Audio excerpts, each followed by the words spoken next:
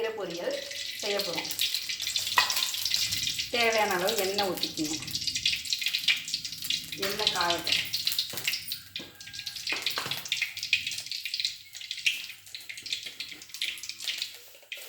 எண்ணெய் காஞ்சதும் கடுகு,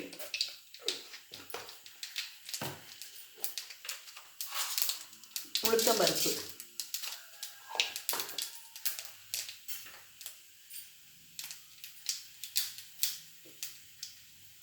ரெண்டு காஞ்ச மிளகா,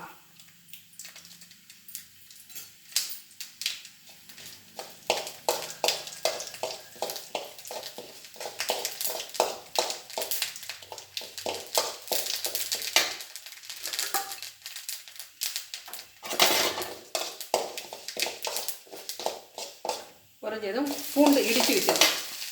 போட்டால் நல்லா வாசனையாக இருக்கும்.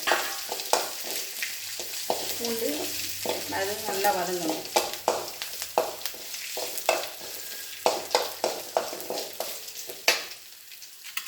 வதங்கினதும் கீரையை போடணும். முருங்கைக்கீரை, முளைக்கீரை.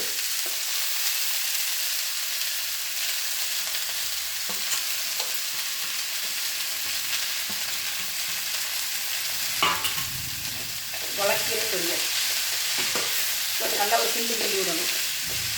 நல்லா பொடியாக இருந்துட்டேன்.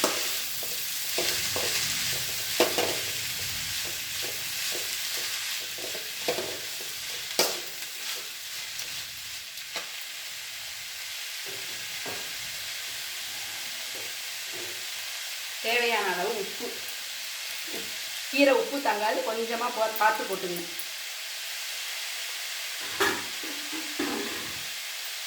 தேவையான அளவு தண்ணி, பொரியலுக்கு தேவையான ரொம்ப தண்ணி ஊற்ற வேண்டாம், தெளிச்சு விட்ட மாதிரி.